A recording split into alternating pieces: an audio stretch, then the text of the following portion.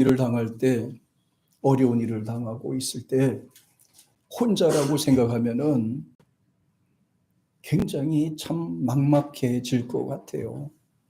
그래서 하나님께서는 아담에게는 하와를 붙여주셨고, 또 세상에 나와서는 가인도 주셨고 아벨도 주신 것 같아요. 그리고 가족이라는 거는 힘들 때 서로 위로하고 협력하고 함께하는 것이, 그게 바로 주어진 책임이라고 믿습니다. 그런데 인간은 아무리 가까운 분들이 옆에서 도와주고 함께해 줘도 마음을 위로하는 데는 한계가 있습니다. 제한된 능력으로 살 수밖에 없어요. 그런데 우리 크리스찬들은 전능하신 하나님이 함께한다는 그 믿음이 있으니까 산골에 가든 아구골짜기를 가든지 외롭거나 두렵거나 염려하지 않습니다. 하나님께서 도와주시고 함께한다는 그것이 우리에게는 굉장한 축복이에요. 굉장한 은혜입니다. 만약에 하나님이 없이 세상을 떠난다고 생각해 보세요. 얼마나 힘들겠어요. 혼자서 미지의 세상을 간다고 생각해 보세요. 얼마나 힘들겠어요. 얼마나 외롭겠어요. 그러니까 사람들이 죽지 않으려고 목숨을 걸고 노력을 하지만 때가 되면 가야 돼요. 이별해야 돼요. 때가 되면 떠나야 돼요. 아무리 가까운 사람도 이별해야 돼요. 아무리 소중하게 일궈난 것도 다 두고 가야 돼요. 그러니까 얼마나 하나님 없이 사는 사람들은 힘들겠어요. 얼마나 참 외롭겠습니까? 혼자 가니까 얼마나 외롭겠어요. 그런데 예수 믿는 사람들은요, 그렇지 않아요. 하나님이 함께 하신다는 믿음이 있고, 하나님이 도와주신다는 믿음이 있고, 하나님께서 늘 우리를 도와주신다는, 보호하신다는 그런 믿음을 있기 때문에 비록 어려운 일이 있어도, 고난이 있어도, 죽을 고비가 있을지라도 걱정하지 않고 하나님 앞에 매달리고 기도하는 거예요.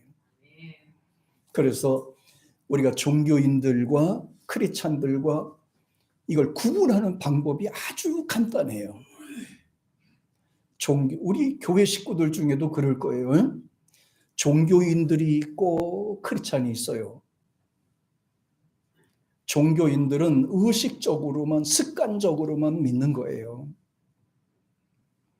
크리스찬들은요, 하나님이 함께 하신다는 믿음을 갖는 거예요.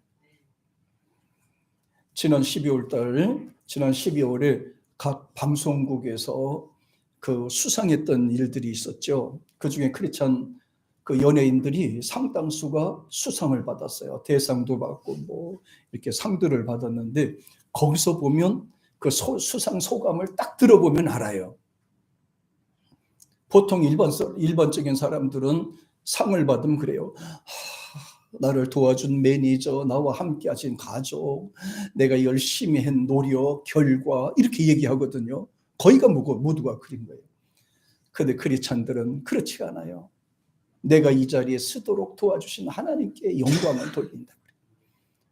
그런데 그 집행부에서는 그렇게 하지 말라 그린데, 종교적인 색채를 띠지 말라 그린데 하거나 말거나. 장나라 같은 경우에도 보니 그래요. 내가 이 자리에 이렇게 된 거, 어려운 가운데서 이렇게 인도해 준 거는 하나님이 도와주셨다. 하나님께 영광을 돌린다. 야, 저게 진짜 크리스찬이다. 사람들의 눈치를 보지 않고 하나님께서 도와주셔서 여기까지 왔다. 또 어떤 사람은 또 이렇게 얘기를 해요. 내가 죽을 고비를 있었다.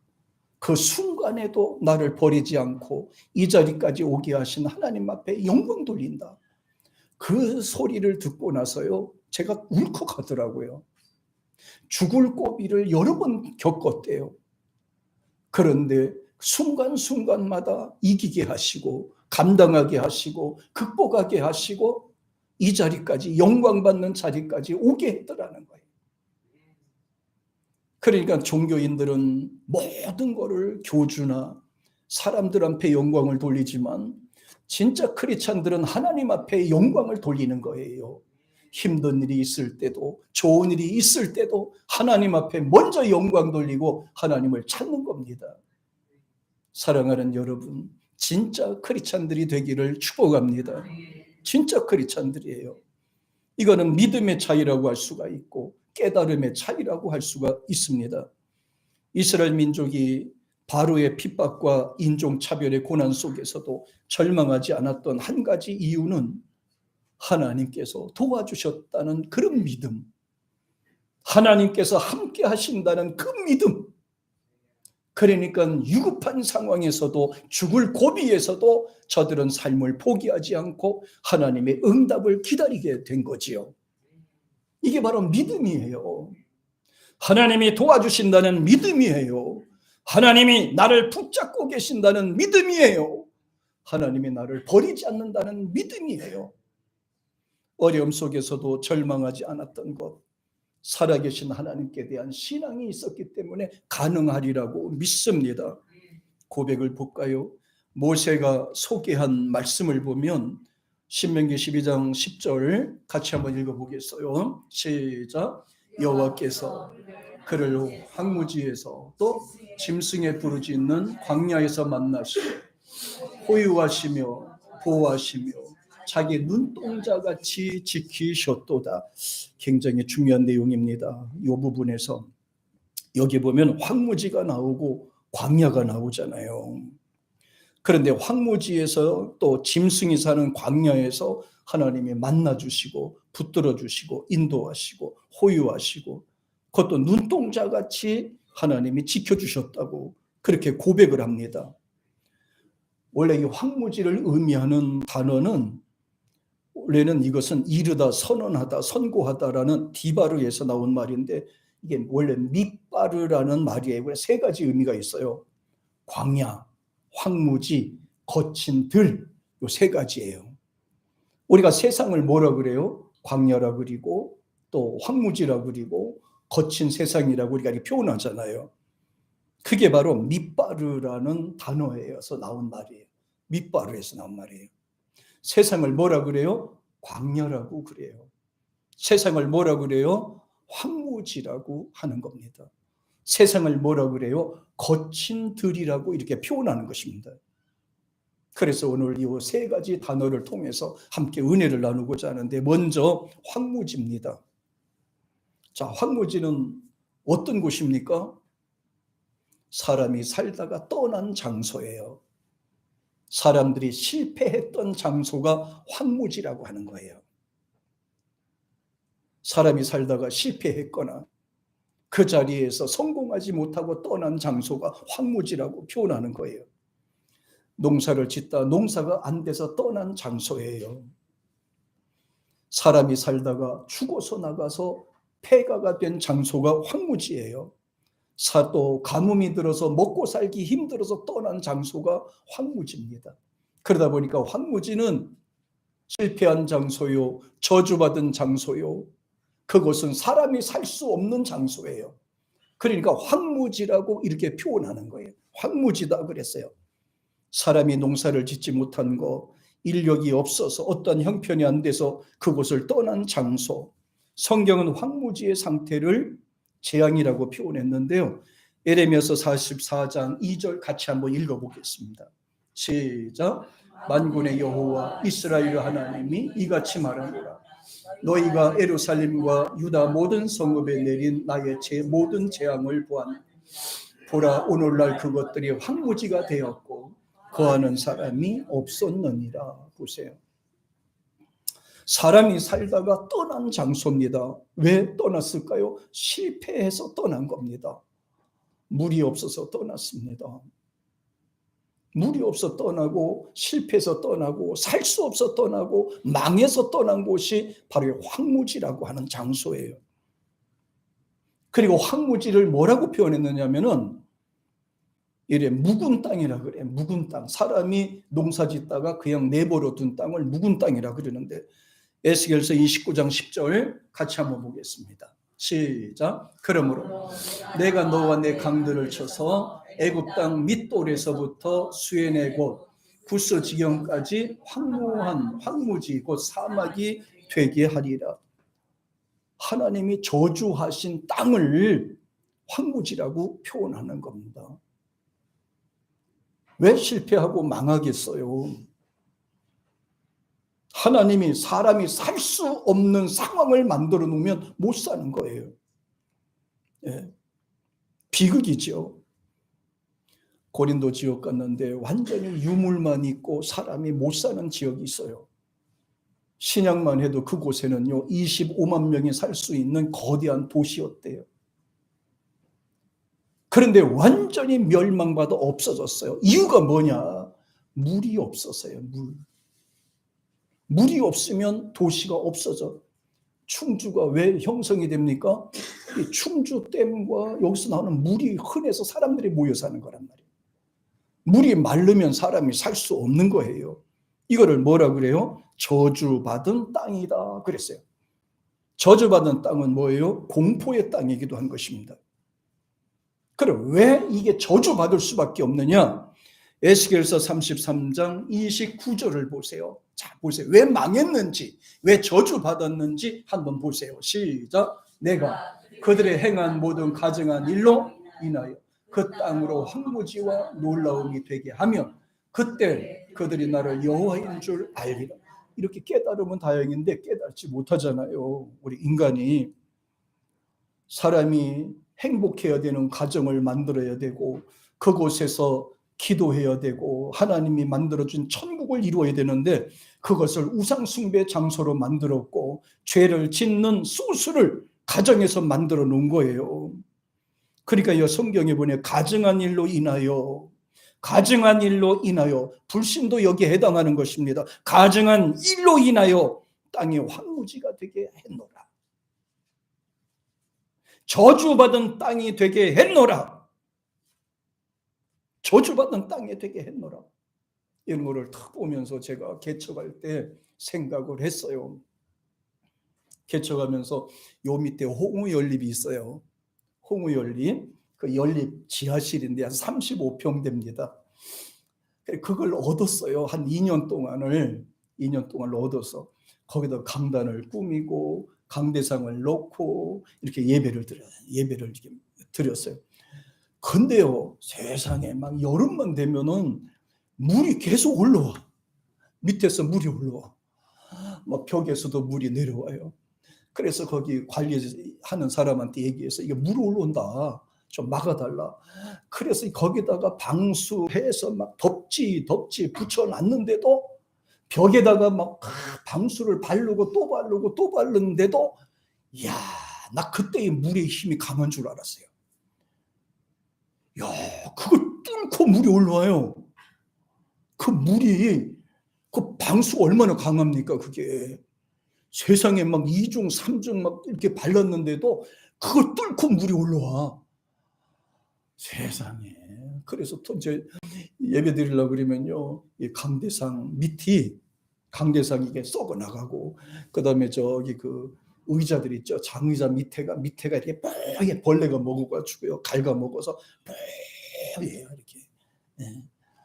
야, 참, 그게 뽀여요. 그랬더니 마침 이제, 우리 아는 목사님이 한 서너 분이 방문해서 와서 개척한다 그러니까 오셨어요. 오더니 이걸 딱 보더니, 안 돼. 이게 무슨 교회야, 이게. 하지 마. 가서 2층에다가 방을 얻고 교회를 짓고 그렇게 하라고. 썩을 놈들이지. 아니, 돈이 있으면 2층에서 하지. 누가 돈이 없으니까 지하실에서 하는 거지. 세상에. 그리고 가잖아요. 얼마나 속이 끓은지 너무너무 아픈 거예요. 진짜 그래요. 강대상에 보니까 나무로 된 강단이잖아요. 그러니까 이게 습기가 타가지고 이게 잘 벗겨지는 거예요. 그 다음에 또 장의자는 저게 전부 다 밑에서 또 벌레가 먹어서 내려앉는 거예요. 세상. 그래서 강단에서 엎드렸어요. 너무 속상해가지고. 강단에 가서 주님 아시지요? 주님 아시지요? 근데 마음속에 뭐가 생겼냐면 한 가지 옥이라는 게 생겨요. 이런 마음이 생겨요. 만약에 하나님이 살아 계시면 이곳에서 성공해 나갈 것이고 하나님이 안 계시면 실패할 것이다. 이런 오기가 생기잖아요. 하나님이 살아 계신다면 그것이 초막이 되든 지하가 되든 물속이 되든 땅구멍이 되든 하나님은 역사한단 말이에요. 그거야. 그래서 나와서 여기 교회 줬어요. 그래 땅 사고 여기 교회 여기 나온 거예요. 예, 세상에 하나님은 황무지 그곳에도 역사하세요. 믿음이 없어서 개간을 못해서 그런 거예요. 믿음이 없어서 개간을 못한 거예요. 크리스찬들은 전능하신 하나님이 함께 한다는 것을 믿어야 돼요. 사람의 말을 따라서 움직이지 마시고 전능하신 하나님 말씀대로 살기를 축복합니다. 할렐루야. 황무지를 개간하는 것 믿는 자가 해야 되는 도리예요. 그 다음에 두 번째는 광야입니다. 광야를 성경에 많이 나오죠. 광야는 사람들이 전혀 살지 않는 허허 벌판을 가리켜서 말합니다. 인적도 없고 사람들이 살지도 않고 전혀 개척되지 않는 그런 곳을 광야라고 얘기를 하는 거예요. 황무지는 사람이 살다가 실패하고 떠난 곳이라면 광야는 전혀 사람들이 살지 않는 곳이에요. 그런데 황무지와 광야에 사용되는 그 용도가 전혀 달라요. 하나님은 황무지에는 절대로 가라고 하지 않았었어요. 성경을 전체를 찾아봐도 너희들은 황무지로 가라 절대로 그렇게 하지 않았어요. 광야로 가라 이리 말씀 안 하셨어요. 황무지로 왜 그럴까요? 그곳은 우상 숭배 장소였고 죄를 짓는 장소였고 실패의 원인된 장소이기 때문에 그런 거예요. 그래서 우리 보고 광야로 가라고 말씀하셨어요. 황무지는 사람들이 우상 숭배하고 죄를 짓던 장소였지만 광야는 사람이 살지 않은 미지의 땅이기 때문에 그런지도 모르겠어요. 미지의 땅. 성경을 보면 참 재미있는 비유로 많이 하셨는데 인간이 하나님께 예배를 드릴 때도 어디로 가라? 광야로 가라고 그랬어요. 하나님 앞에 용서를 받고 번제를 드릴 때 어디로 가라? 광야로 가라고 하셨어요. 하나님을 만나고 기도할 때도 어디를 가라? 광야로 가라고 하셨어요. 훈련을 받고 연단을 받을 때도 어디로 가라? 광야에서 시작하라고 말씀하셨어요. 광야에서만 하나님이 인간을 만나주시고 보호를 하신 거예요. 사도행전 13장 18절에 보면 이렇게 나와요. 시작. 광야에서 약 40년간 저의 소행을 자, 어때요? 황무지에서는 하나님이 안 참으셨어요. 그러나 광야에서는 하나님이 참으셨어요. 황무지에는 예배 소리가 없었어요. 그러나 광야에서는 기도 소리가 있었어요. 황무지에서는 저주와 미움과 다툼과 분쟁의 소리만 가득했지만 그러나 광야에서는 조금 실수해도 하나님이 용서를 해주시고 참아주셨더라고요. 그래서 하나님이 광야로 가라고 하셨구나. 광야는 어디입니까? 오늘날 우리 교회를 말하는 거예요. 예배를 드리는 교회를 말하는 겁니다. 하나님을 만나는 교회를 말하는 겁니다. 말씀이 선포되는 교회를 말하는 거예요. 두 친구가 있었어요. 군대를 제대를 하고 나왔어요. 얘기합니다. 야, 우리 오랜만에 처음으로 나왔으니까 우리 술집에 가서 회풀을 좀 풀자. 근데 또 한 친구가 얘기합니다. 뭔 소리야. 이렇게 나왔으니 사회 새 출발을 하려면 그래도 마음가짐도 하고 하나님 앞에 신고하기도 하고 교회로 가야 되잖아. 했더니 야, 뭐 골이 탁탁 가게 무슨 교회를 가냐. 우리 회포 좀 풀자. 그러니까 이따 하는 소리야. 그래, 그러면 너하고 나하고 생각이 다르니까 너는 그로 가라. 난 교회로 갈 거다. 20년이 지났어요. 한 사람은 술집에 전전하다 마약 중독자가 됐고 알코올 중독자가 돼서 거리를 배회하는 사람이 돼버렸어요. 거기서 벗어나지 못한 거예요. 즐거움에서 벗어나지 못한 거예요. 또 한 사람은 학교를 가서 공부를 하고 복지사가 돼서 충성을 하고 대통령이 돼 있었습니다. 어떤 결정을 하는가가, 어떻게 시작하는가가 그 사람의 삶을 바꿔놓는 거란 말이에요.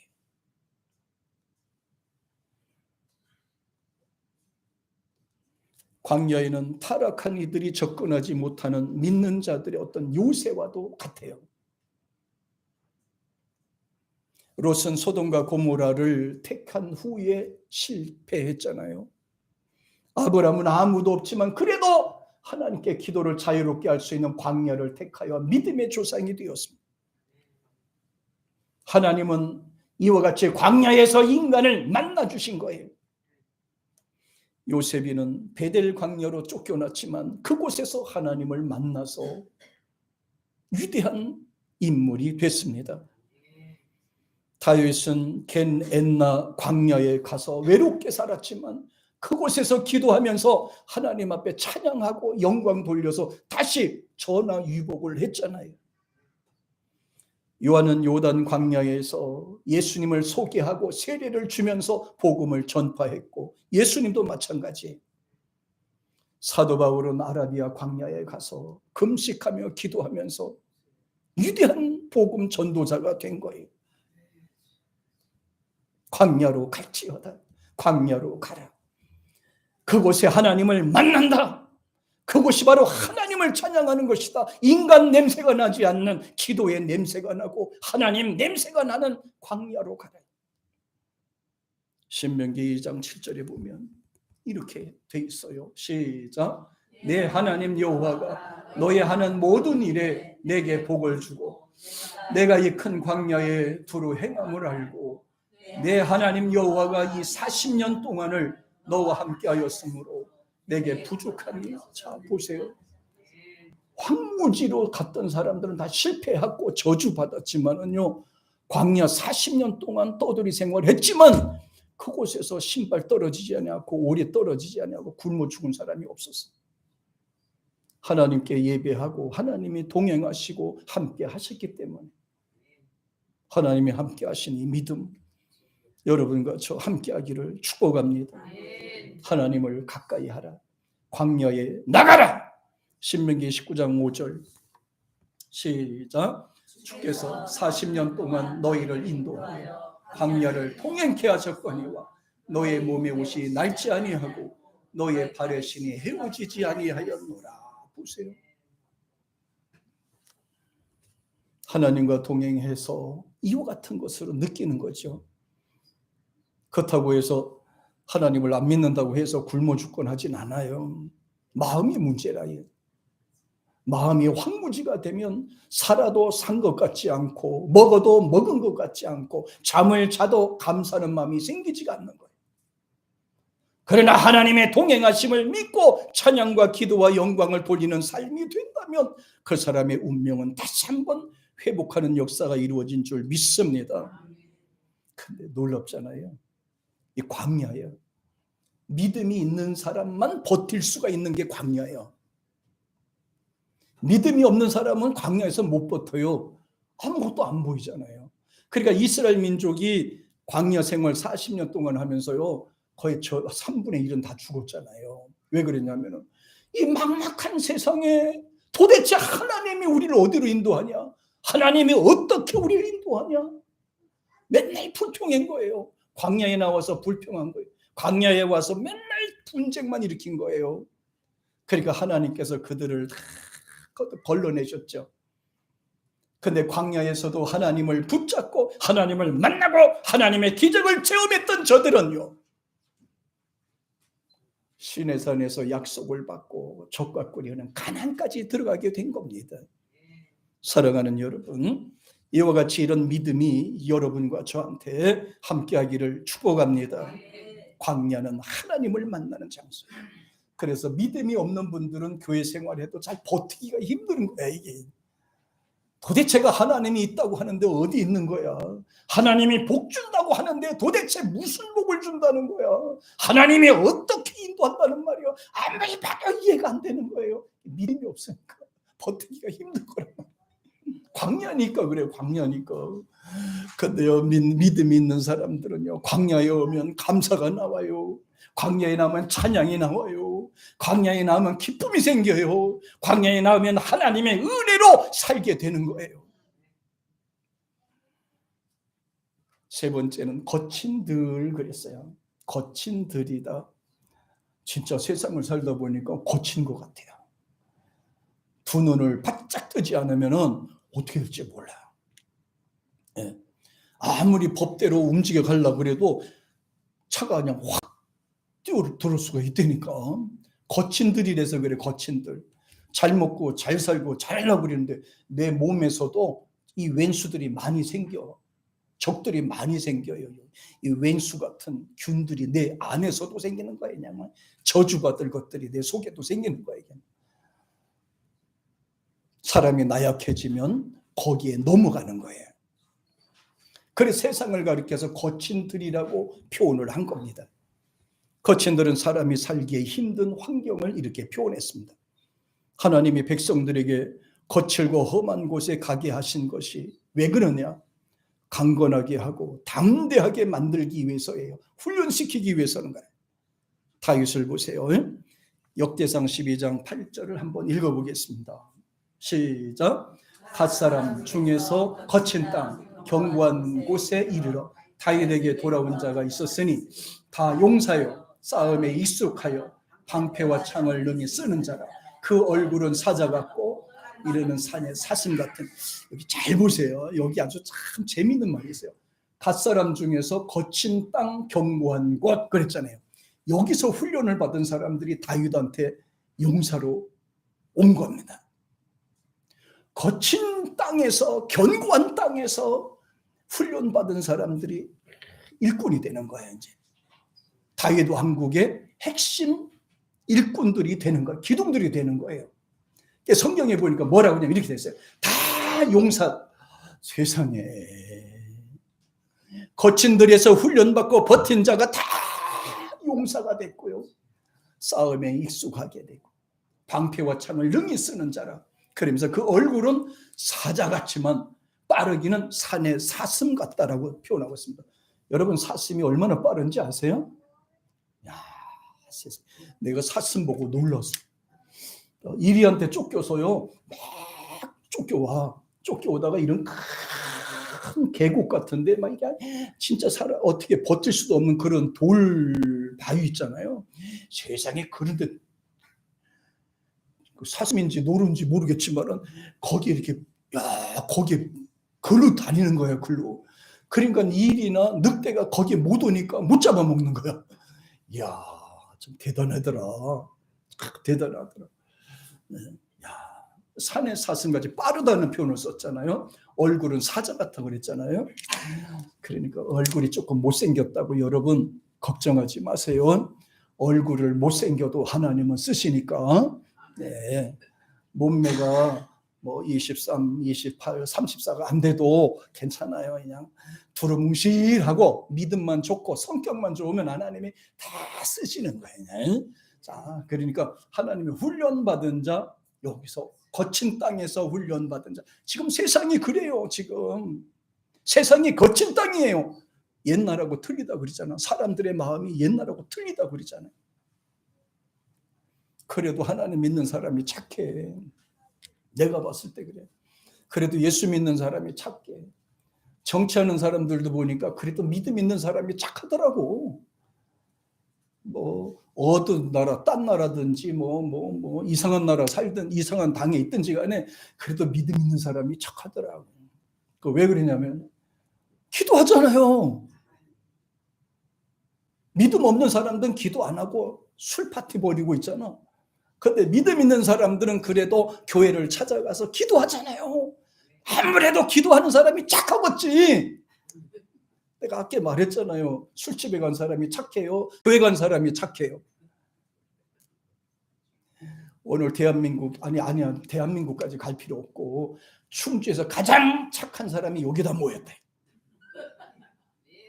아멘도 잘하네. 그러면 뭐 가장 못된 사람만 다 여기 모였다 그러는 거야? 그래도 믿음 있는 사람이 착하고 하나님이 쓰시는 줄 믿습니다. 하나님이 쓰세요. 거친 들에서 훈련받기 때문에 그렇게 말씀하세요. 그러나 하나님 앞에 오면 위로받습니다. 하나님 앞에 돌아오면요, 하나님이 붙잡아 주세요. 하나님께서 다시 회복시켜 주시는 줄 믿습니다. 세상은 거친 들과 같아요. 잠시라도 정신줄을 놓으면 힘들고 망가지기 딱 좋은 세상이 이 세상이에요. 욥의 말을 들어볼까요? 욥기서 1장 보세요. 자, 보세요. 얼마나 지금 세상이 힘든 세상인지 보세요. 시작. 거친 들에서 태풍이 와서 지금 내 모퉁이를 치매 그 소년들 위에 무너짐으로 그들이 죽었나이다. 나만 홀로 피한 고로 주인께 구하러 와. 자, 거친 들, 거친 세상이에요. 거친